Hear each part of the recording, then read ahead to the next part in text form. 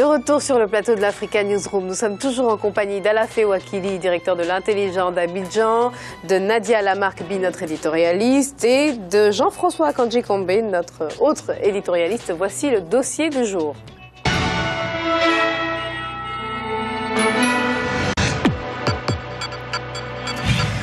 Quelle politique de professionnalisation agricole faut-il mettre en place en Côte d'Ivoire pour encourager les jeunes à s'intéresser à l'agriculture? Le succès de ce pays repose sur l'agriculture. C'est un slogan que l'on entend depuis l'indépendance de ce pays. Près de 60% de la population active est employée dans le secteur agricole, qui a tout de même besoin d'être modernisé. Reportage d'Olivier Conan, notre correspondant en Côte d'Ivoire. L'agriculture représente plus de 30% du PIB, produit intérieur brut de la Côte d'Ivoire. La filière cacao, par exemple, emploie plus d'1 million de personnes. De façon générale, près de 60% de la population active est employée dans le secteur agricole. Cependant, l'agriculture ivoirienne est caractérisée par les exploitations de petite taille, de type familial, et elle n'est pas mécanisée. Pourquoi le secteur agricole n'a pas réussi à se moderniser? Pourquoi les jeunes refusent de retourner à la terre malgré le fort taux de chômage qui les affecte en milieu urbain? Comment professionnaliser la formation agricole pour mettre le cap sur la modernisation? Le système éducatif ivoirien ne dispose que de 2 établissements publics dans le domaine. L'école régionale d'agriculture du sud de Bingerville, anciennement lycée agricole de Bingerville, et l'Institut national de formation professionnelle agricole. Ces 2 structures ne forment que les ingénieurs agronomes et techniciens d'encadrement. Ils ne forment ni les producteurs ni les agriculteurs. Un champ laissé vacant et occupé depuis peu par le secteur privé.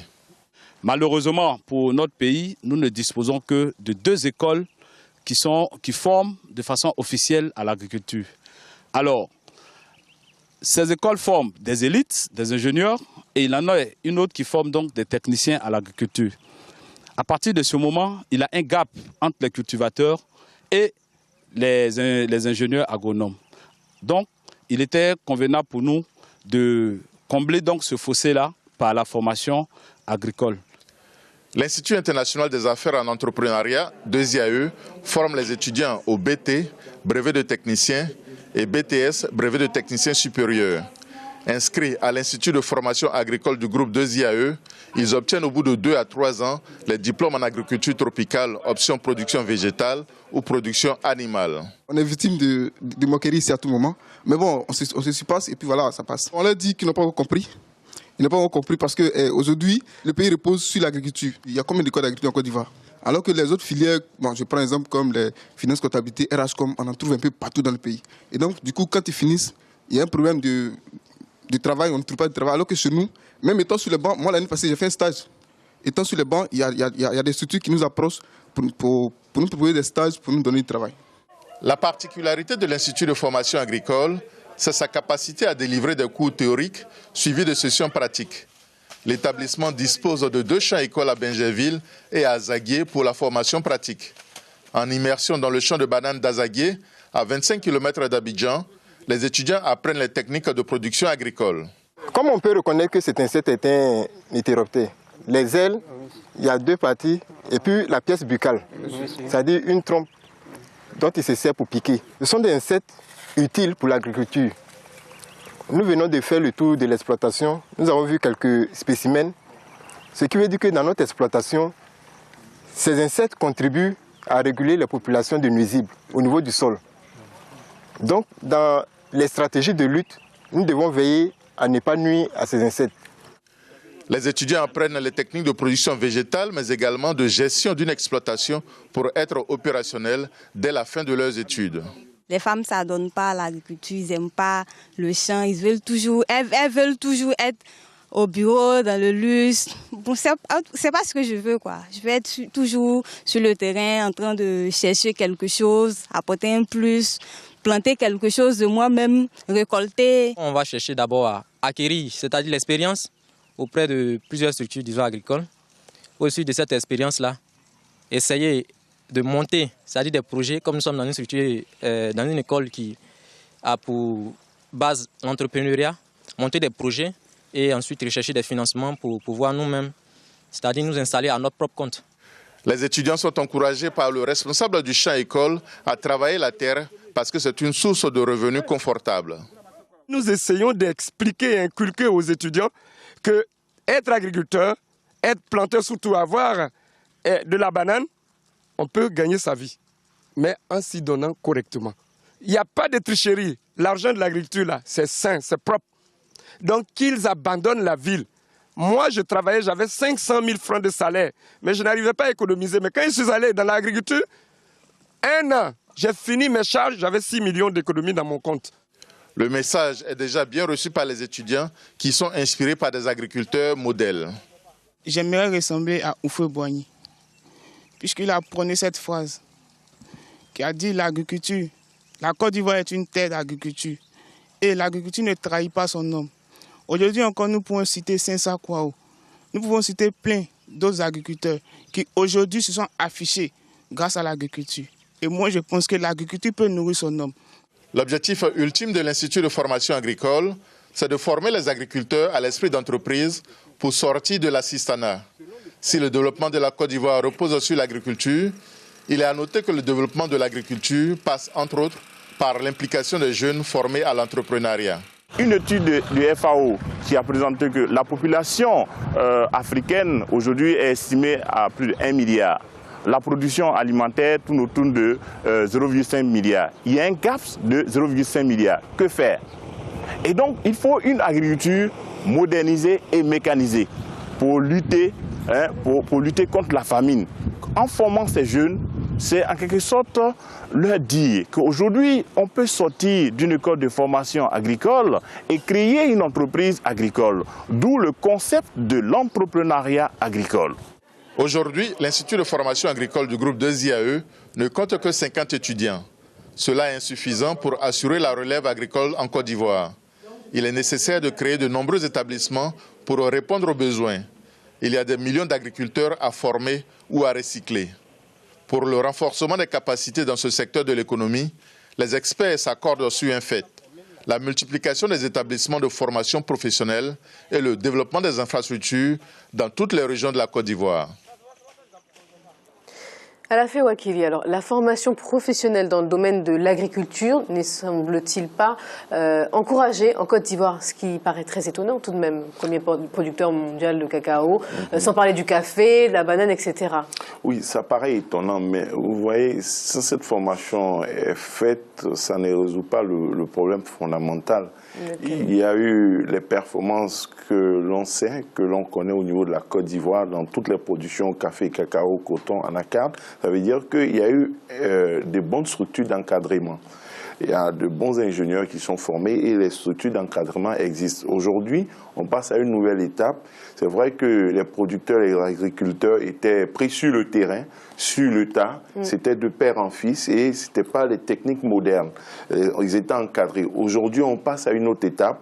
On forme des jeunes, ils ont des diplômes, des brevets, ils avancent, c'est déjà important. Mais la question de l'insertion sur le terrain, dans les champs, les têtes disponibles, elle n'est pas réglée. Et vous voyez que malgré cette formation qui n'a pas été faite avant, la Côte d'Ivoire est un grand producteur agricole et il y a des problèmes de terre chez nous. Il y a des problèmes de foncier. Le foncier rural, quand même que la terre continue de nourrir son homme, les gens travaillent la terre et aujourd'hui, il faut s'être passé à une autre étape. Mais la question des moyens pour aider ces jeunes qui sont formés à s'installer, à avoir du matériel, à avoir des terres, à avoir des plans pour prospérer et puis mettre à profit leurs connaissances n'est pas totalement réglée.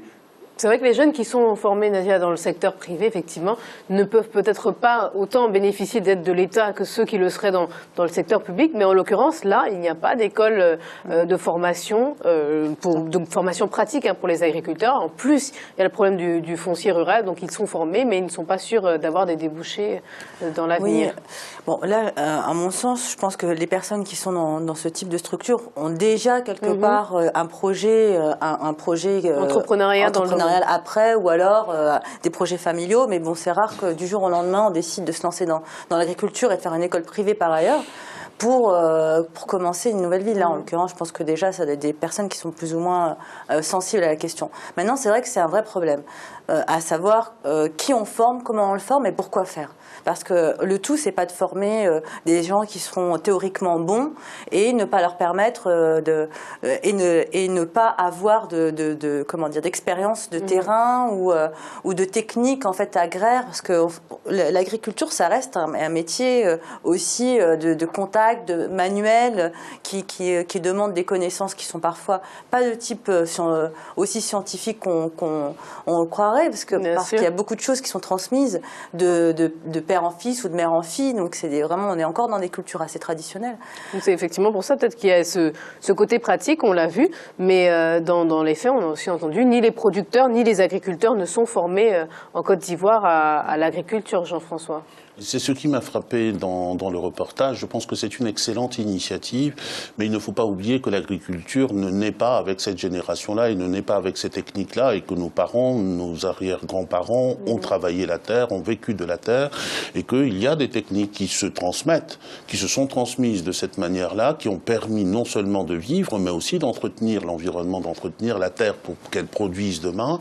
Mais là, il s'agit justement de passer à la modernisation aussi de l'agriculture, de la mécanisation. C'est très bien, mais ce que je pense, c'est que ce type d'initiative, qui est excellente, je le répète, doit être connecté aussi à la réalité. Je crois savoir que cette formation est une formation professionnelle, que les étudiants suivent une partie théorique, les élèves suivent une partie théorique, mais je suppose également qu'ils suivent une partie pratique. Bon, on l'a vu tout à l'heure, mais cette partie pratique-là, j'espère qu'ils la suivent également dans des champs, ce qui serait d'ailleurs un moyen de répondre à la question du foncier. Ça s'appelle des champs-écoles. Ça, c'est des champs-écoles, mais voilà. Justement, moi, ce que je trouverais intéressant, c'est qu'on ne les connecte pas seulement avec des champs-écoles, parce qu'on reste encore dans de l'abstrait, qu'on les connecte avec des vrais champs, avec des vrais cultivateurs, des vrais paysans, des champs-champs. Donc, vous faites une nuance entre les champs-écoles et les champs-champs, qui sont pourtant tous des champs. Et que, par ailleurs, de l'autre côté, ce type de formation soit ouvert aussi aux paysans qui existent aujourd'hui, pour qu'on leur apprenne de nouvelles techniques qui pourraient compléter leur propre pratique. Elles le sont, je pense, mais simplement, il faudrait effectivement qu'ils déboursent un certain montant. Bon, il faudrait qu'il y ait déjà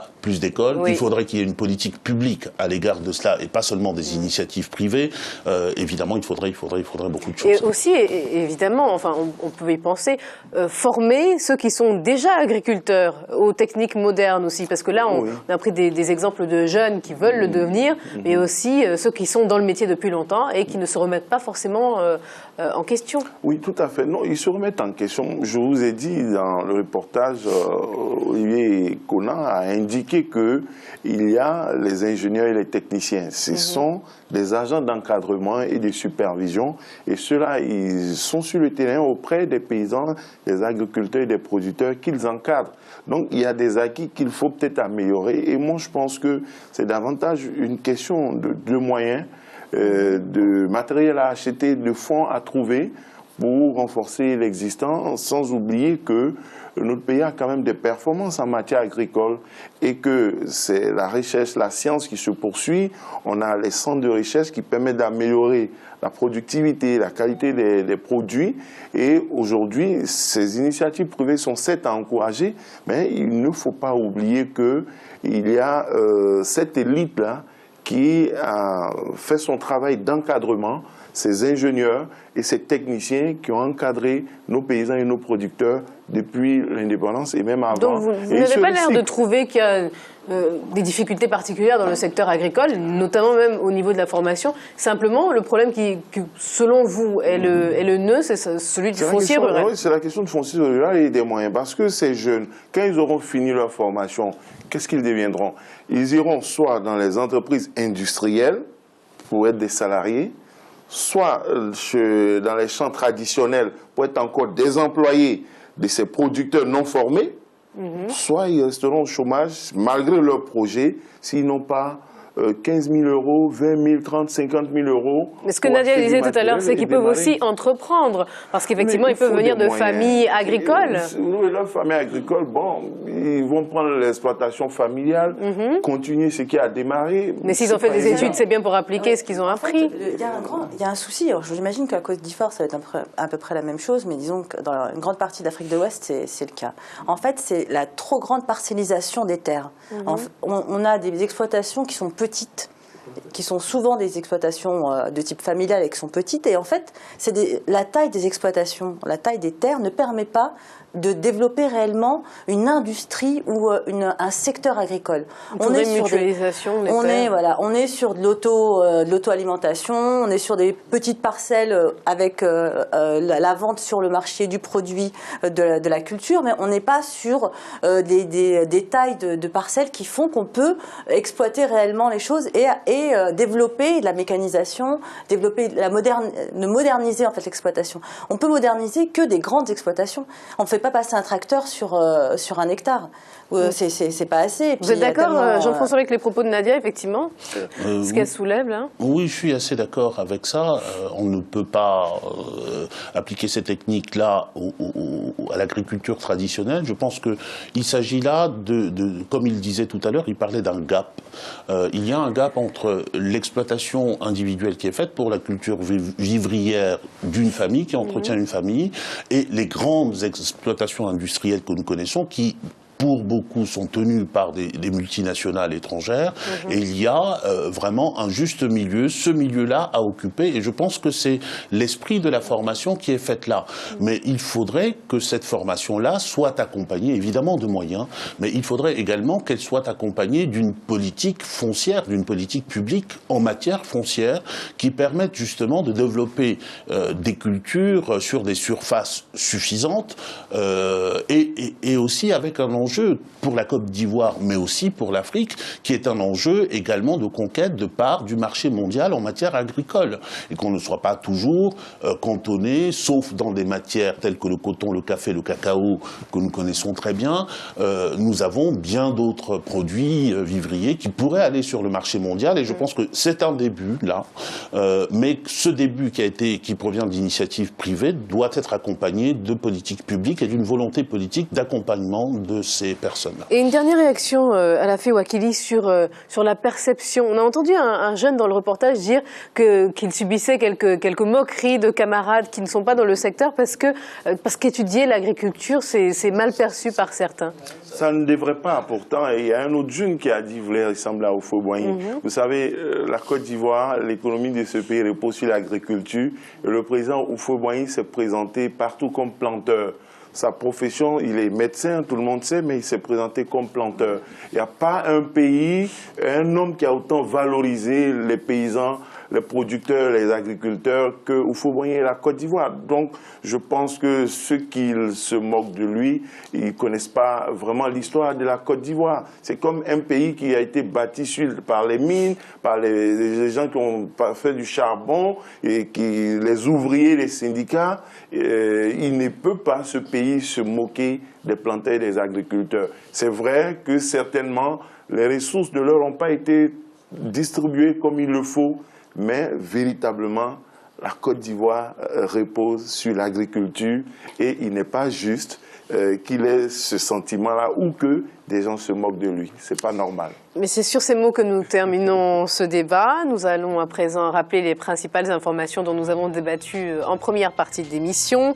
Ce jeudi avait lieu à La Haye, aux Pays-Bas, la première comparution de l'Ivoirien Charles Blé Goudé, proche de l'ancien président Laurent Gbagbo, accusé de crimes contre l'humanité. Il est apparu confiant et a clamé son innocence.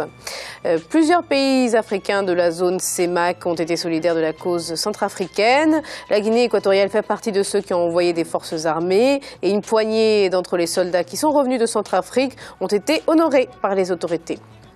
Restez avec nous, nous marquons une pause de quelques instants avant d'entamer la troisième partie de l'Africa Newsroom.